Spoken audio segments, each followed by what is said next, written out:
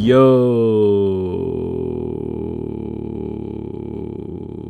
Nah, I'm joking. In this video, I will be talking about Hakar. Nah, I'm joking. In this video, I will be talking about domain expansions, barrier techniques as a whole. So that includes simple domains, domain expansions, anti-barrier techniques. Because I feel like there is a misconception when it comes to this. So see this as something educational. Let's educate y'all. Let's talk about JJK. So this is the kanji for barrier, and this means Gekai. Listen, this is going to be important, so keep in mind and understand and remember, this is the kanji and this means Gekai, okay? Okay. A barrier in almost every situation has a rule applied to it through some sort of binding file, right? And to our understanding, a barrier traps a being inside the space where the barrier is manifested, right? We all know this. All domain expansions make use of a barrier. There is no, listen, there is no exception here. So Kenjaku, Sukunas, they all use a barrier. The difference with an open barrier is that the shell, this is the kanji for shell, or gaikaku, in other words, is opened.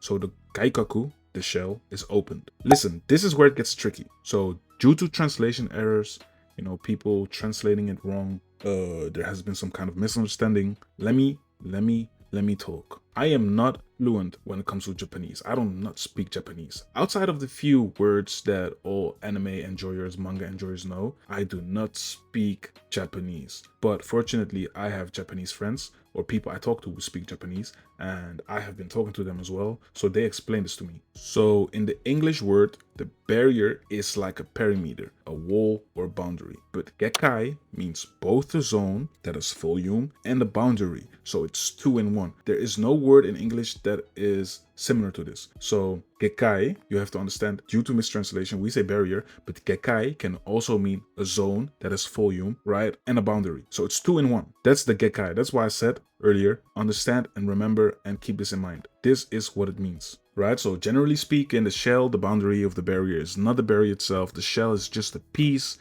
just a part of the barrier, and the barrier should be classified, in my opinion, as a zone instead. That makes it easier for us to understand what we are dealing with. It's a zone. So to put it in simple words, King explained this to me a year ago, so shout out to King. I will read it for you, but this is what he said. You can explain it based on composition. The barrier that we are talking about does not simply mean just the shell, what is most likely only focused on when people say barrierless, but rather it encompasses both the zone that is separated as well as its shell, right? So to say a domain has an open barrier is to say that the zone is still there but doesn't require the shell for its shape, which is impossible, which is why it's a mark of mastery, right?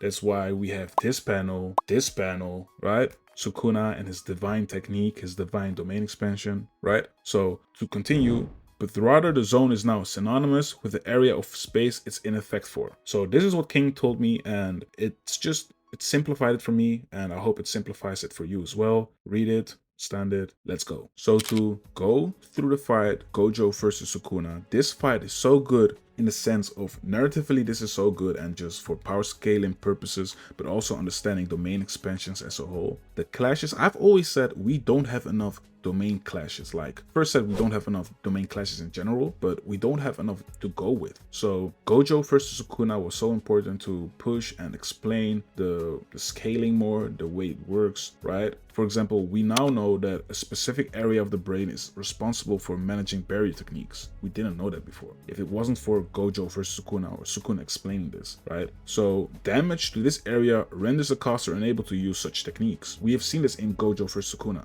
right? Gojo fried his brain, healing it over and over and over again, and Sukuna fried his brain because of Gojo's sure hit, right? Certain area gets hit, but we also know that you can do something special, right? Through binding vows. Thank you, Gege. Thank you, Sukuna. Okay, so for this one, for chapter 258, I'm going to use the official translation for obvious reasons. So, to start with page 1, Satoru Gojo constructed a unique reverse curse technique circuit while in an awakened state, resulting from 2 black flashes. He distributed the function and its burden to a part of his brain in a different way than usual, thereby recovering lost reverse curse technique output. What does this mean? Gojo hit 2 black flashes on Sukuna, right? His brain was fried. Sukuna's brain is fried. We know that RCT comes from the brain. We know that curse techniques come from the brain. He hit 2 black flashes, and because of the black flashes that he hit, he found a way to use RCT again. Sukuna was supposed to do the same thing, but Yuji intervened. So instead of that, we know that Sukuna is him. He found a different way to use domain expansion in a similar way that Gojo found a way to use RCT. Okay, enough of that, let's get back to class. Emerge from the darkness, blacker than darkness, purify that which is impure. This is a curtain, or also known as Tobari. A curtain is a shield that prevents civilians from seeing what a sorcerer or a cursed spirit are doing within a specified space. Curtains are formed through a mudra, also known as a hand sign, so we also know what they do for domain expansions, right? And an indirect effect from the curtains is that they block cell service. So notice, I'm not gonna go further into this, just know what a curtain does. This is what a curtain does. There you have it.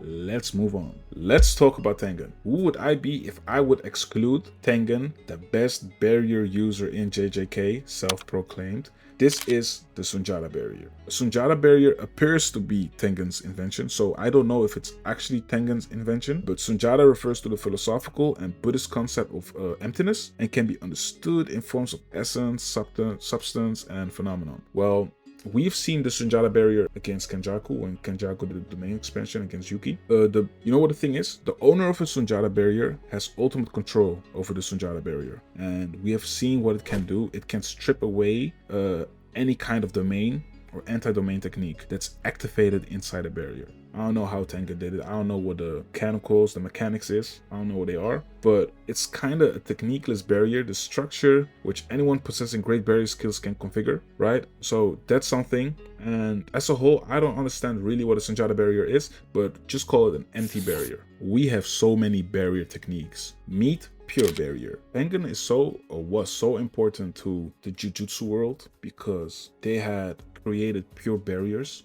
What are pure barriers, you ask me? Well, for an instance, they are superior to regular barriers. And Tengen used these to limit the birth of cursed spirits, amplify the precision of the barrier techniques the assistants at Jujutsu High used. You have 4 important barriers. One is at the Imperial Palace, one is at the Tomb of the Star beneath the Jujutsu Tech, one is in Kyoto, and there is a big one in the Holy Mountains, the Hida Holy Mountains. It's so large that it splits Japan between East and West. So the whole thing about these barriers is, if they are destroyed, everything we know about JJK, about Jujutsu as a whole, it will be set back 1,000 years.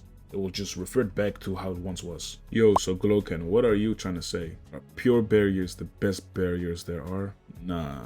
We also have Bonkai, also known as Bon Barrier or Brahma Barrier, however you want to call it. These are superior to the pure barriers and these are actually the barriers the culling games are made of. Kenjaku used the pure barriers as its foundation and created Bonkai, Bon Barrier. There you have it. Shingake-ryu, also known as New Shadow Style. This is a simple domain. This is just an anti-barrier technique. You can also use it with Bato sword drawing, also known as Bato, used by Kusakabe and Miwa. Shingake-ryu is used by Yuji as well. It's passed down to students through a binding vow. So I don't know how Yuji is capable of using it, but Ashiya created this during the Heian era, and it's an anti-barrier technique. It's a technique you use when someone is using a domain expansion. You don't have your own domain expansion, because the best counter for a domain expansion is a domain expansion. But if you don't have one, they use a simple domain. In this case, New Shadow Style. We're not done yet with the anti-domain expansions. This is Hollow Wicker Basket. This is a prototype and the original form of simple domain. It counteracts a domain expansion and it's guaranteed hit. So let me give you a hypothetical, right? If someone performs a domain expansion, let's say Akari, and this is hypothetical, so don't hit me with his domain expansion is too fast, yada yada. Let's talk about when you perform a Hollow Wicker Basket before Hakari expands his domain, his short hit needs to hit. The short hit is the information, right? That's the guaranteed hit, and he needs to hit the short hit before he's able to use the domain expansion. If you intervene with that, the domain expansion in his case would fail. But you also have lethal domain expansions. So hypothetically speaking, again, let's say you use Gojo's sure hit Infinite Void, the limitless amount of information frying your brain, don't hit. It doesn't land. That's what Hollow Wicker Basket does. We're not talking about stripping away the Hollow Wicker Basket or anything like that. When you perform Hollow Wicker Basket and the sure hit comes, pause, it won't hit. We also have FBE, Falling Blossom Emotion. This is passed down between the three big families. It's a secret art. Rather than expanding its own domain as a simple domain, FBE, it releases the caster's own cursed energy the moment they are touched by an opponent's sure hit. So it's technically countering the sure hit in the domain. It can also be used offensively when it's used in combination with a sword, for example, but essentially you're using it as a counter, as an anti-domain expansion technique against the domain expansion. People have been asking me about domain amplification, so this one to me matters the most, I think, besides the Gekkai stuff. So a domain amplification is an anti-domain technique. The caster wraps or cloaks themselves in a thinly in their domain. So they kind of wear their own domain, somewhat similar to that, and it allows them to neutralize an attacker's curse technique. When you come into contact with it, for example, Gojo's Infinity, we saw Jogo and Hanami use domain amplification and they were capable of touching him. Also, in the fanbook, it states specifically this means that an attack will hit a sorcerer no matter what technique they have. So Gojo's Infinity, we all know that it's hacks, it's neutralized when you use domain amplification.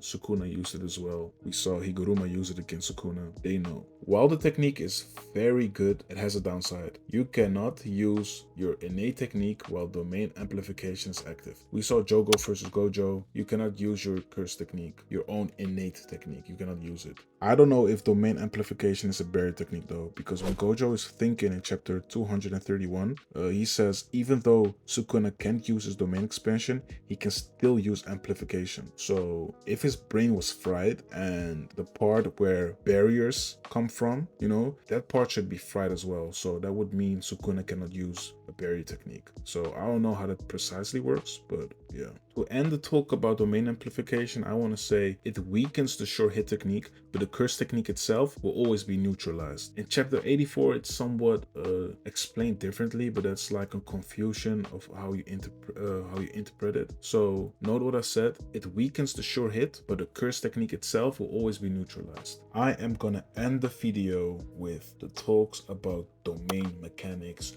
domain clashes, moving your coordinates, neutralizing a domain expansion, open domain expansion, and a multi-domain clash like we have seen in Sendai. I will talk about it. I will explain it. I will just rant about it and keep yapping. So understand this. A domain expansion is literally an advanced barrier technique. And what it does, it boosts your stats. You have a sure hit and you have the advantage over your target, the person you're trapping, because now they can't escape. The outside of a barrier is weak. We know this. People can get in. You can change your coordinates or your conditions of your domain expansion, as we've seen Gojo do and Sukuna do. They did it on the fly, and Kusakabe told us that this is not easy to do, but they did this, so you can do this. But essentially, domain expansion, the outside is weak, so people can get in, because the key is to trap your opponent within, so they cannot escape. That's the whole purpose. You boost yourself, you have a lethal curse technique, or sure hit in this case. Everything is fine for you to give you an advantage over the person you're targeting or trapping inside your domain expansion. So to understand this perfectly well, you cannot use your curse technique in a defensive way to stop the sure hit. It will hit.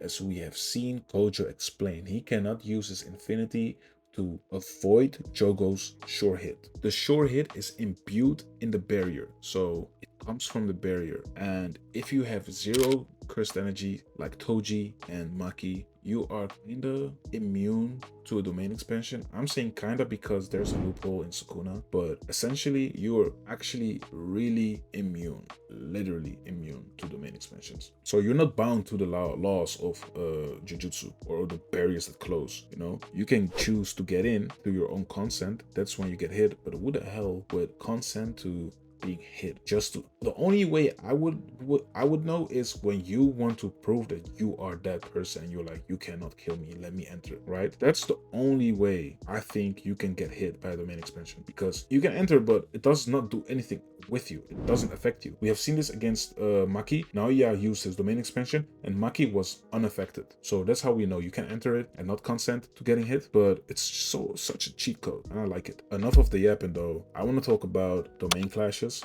So we haven't really seen two domains, like two close domains, clash. I don't want to talk about Megami because Megami doesn't have a sure hit. So Megami against Hanami, for me, it's not really what I want to see. Gojo versus Sukuna is also like, I don't want to see that, because I mean, I want to see that, but I don't mean that exactly, because Sukuna's is like an open barrier, right? And Gojo's is closed. The conditions work differently. So it's not what I want to see. But in the domain clash, right? I mean, we have seen one. We've seen Gojo versus Jogo, but that was just like, he just overpowered it immediately. I just want to see a proper clash, you know, you guys understand. But in a battle of domains, the more polished domain will win or will overpower the weaker one.